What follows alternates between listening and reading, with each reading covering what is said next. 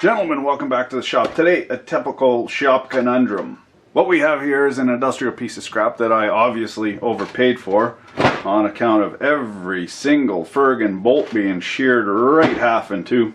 Well, there is one proper bolt hole that not hoopa-jooped is.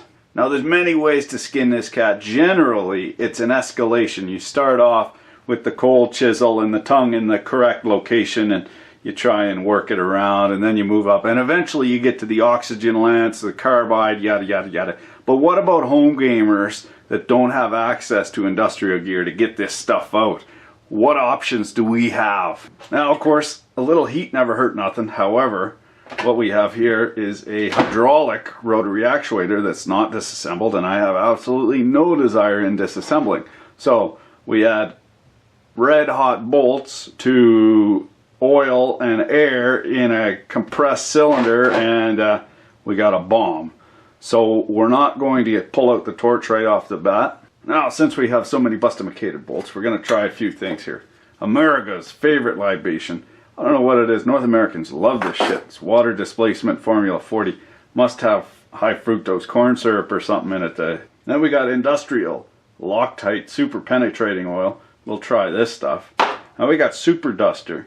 This tip is for cooling shit down. If you put the super duster on here, it should cool it down differentially. Either you heat it or you cool it, but there's a temperature differential there. And of course, things, when they heat up, they expand and they contract. So steel expands or contracts for every difference of 100 Fahrenheit. For every inch of diameter, it contracts 1 thou. So if we can get this to be differentially heated, we can get this to actually contract. It might break whatever bonds are in there with the rust, and you never know. I have my doubts. But for the sake of our usual rigor, we're going to try it. So this one's going to get WD.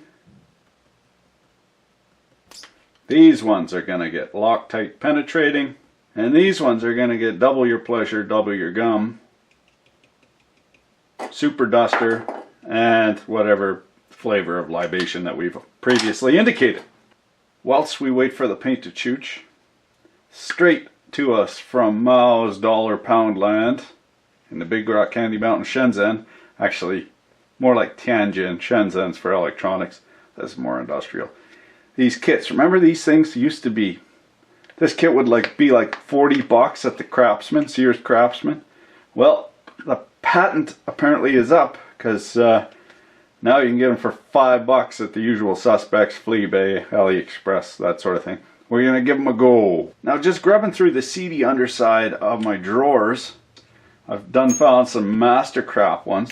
I remember buying this set. It had 2 in it, as you can see. There's a whole bunch of other ones, but it had 2 of these in it, and that was like 35 bucks. Mind you, this was 2 years ago. Things change a lot in 2 years. And here's some good ones, some protos here. These are just squaw. They're a little bit different, and they don't come with the crappy drill bit here. Here's some old school ones. You know, sort of out of your father's toolbox type deal. Made in England. I don't think they even make anything nowadays in England, so that's got to be from. But looking at these overpriced Mastercraft ones, they are exactly, come out of the same exact factory. Same steel, S22 steel, obviously. Impact resistant, you know what I'm saying?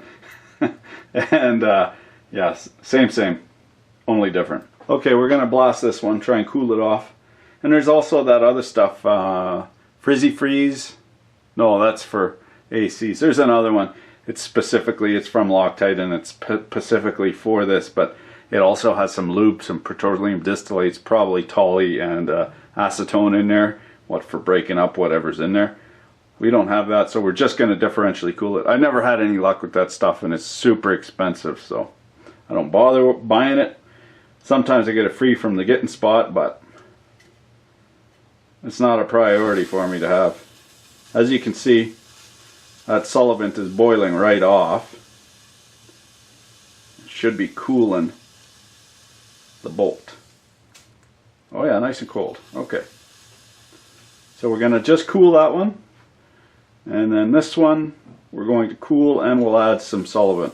And you can see water vapor in the air flash freezing to the surface of the steel and then flashing off again. Now my bone to pick with WD, other than of course being a contrarian and hating everything that everyone else likes, is the fact that it's supposed to be good at everything.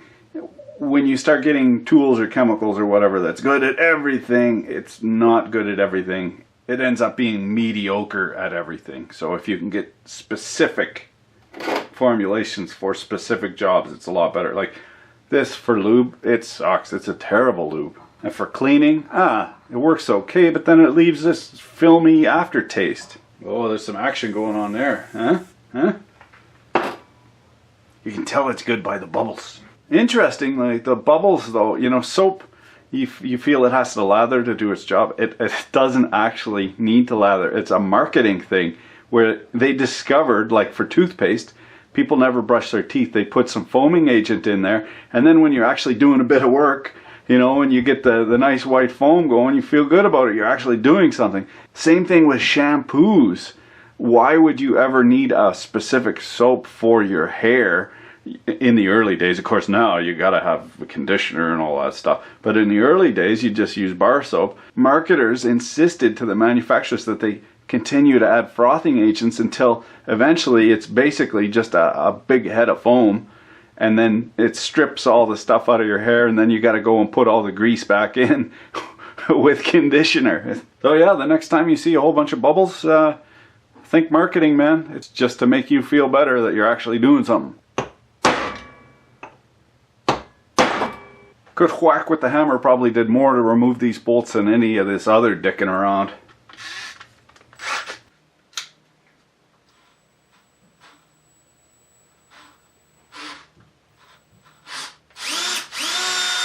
Wah, wah. If at all possible, you're going to want to use the biggest one that'll fit in the bolt. We'll try the next size up.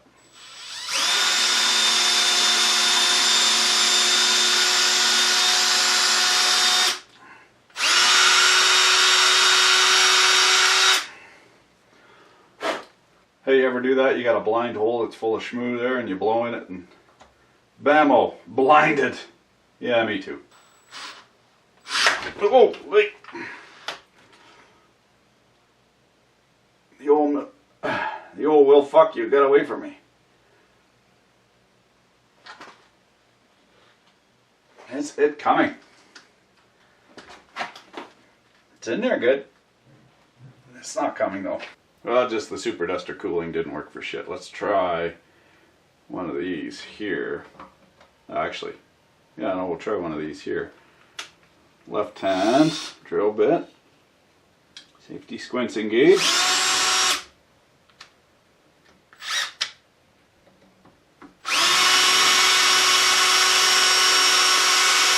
Oh, it won't even drill it now. Hoop-a-jooped.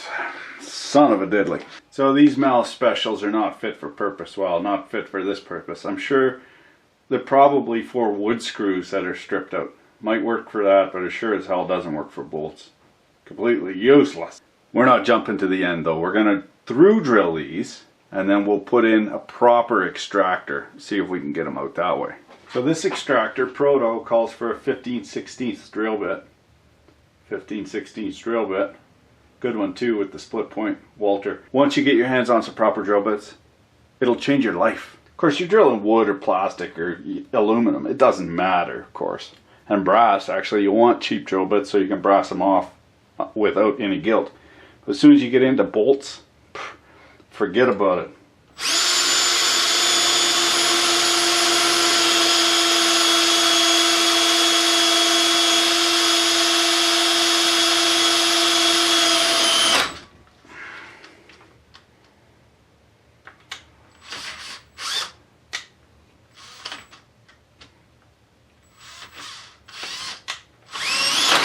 Oh, yeah, perfect.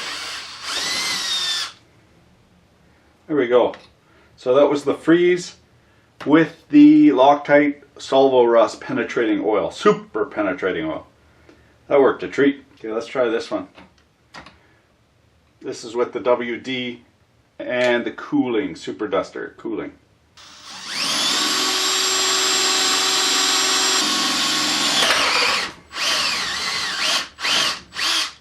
Well, that worked well, just needed to drill it out. Now because we're using a hand drill and it's an interrupted cut, don't expect to use this drill bit on anything good anymore because it's chowdered right to fuck. And you can hear it stopped cutting. You're kind of getting that high-pitched whine, the rubbing. Yeah, dead drill bit. Now because this is no longer a black tie event drill bit, it's no problem to go ahead and touch this up on the grinder, get your cutting edge back. But I wanted to show you these as well, left-handed twist drills. So they'll bite in, hopefully, and unthread that bolt as they drill in. So we'll try these as well, just to show. And they're definitely fun to give to some smarmy know-it-all, especially if you insist that they double check that the drill press is in forward.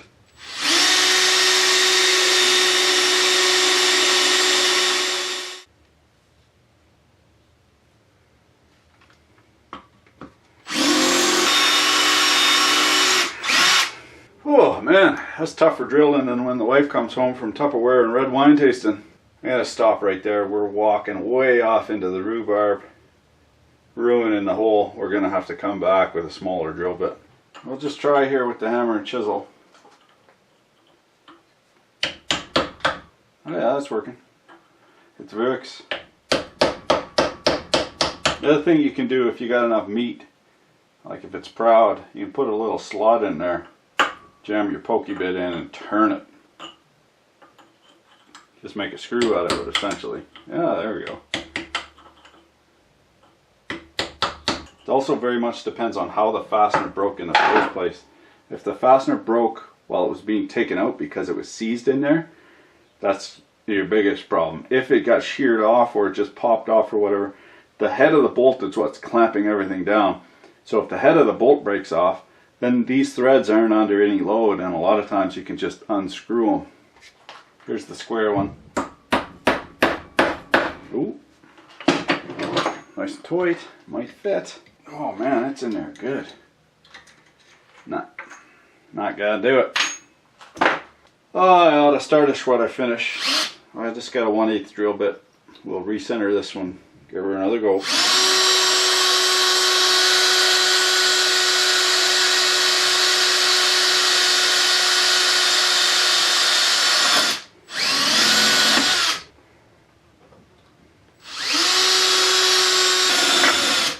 Oopsie. Well, that one was cooked. It's a good thing to make drill bits in factories every day. Oh, son of a diddly. I like to keep a magnet around, as you can see, just to make sure I didn't leave any titty bits in there. Any bit of the drill bit left in there and you're really hooped. Oh, that was not good. Another one buys a duster.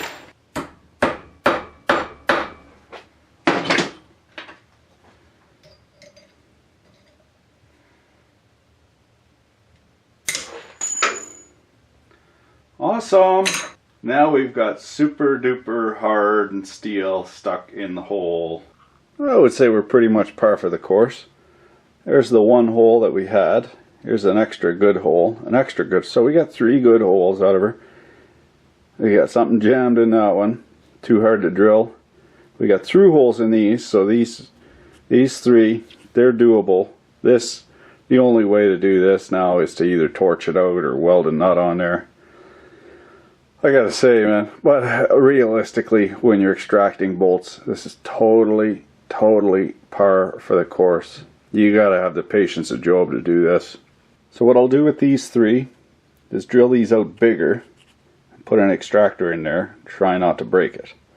Then if I break any extractors, well, there's already one in here. This has to go, either get welded, or what we'll do is we'll put it in the Bridgeport milling machine, go in with a carbide burr, and get it out that way. Okay, there we go. We got the hole through that one, and yeah, awesome. You hear that? Yeah, it's fucking beer o'clock.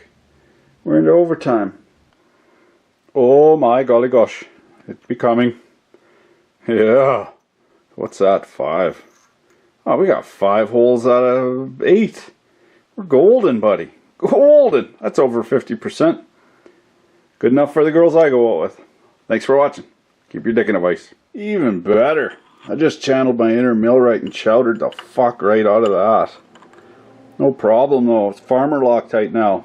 Right on. 6 out of 8.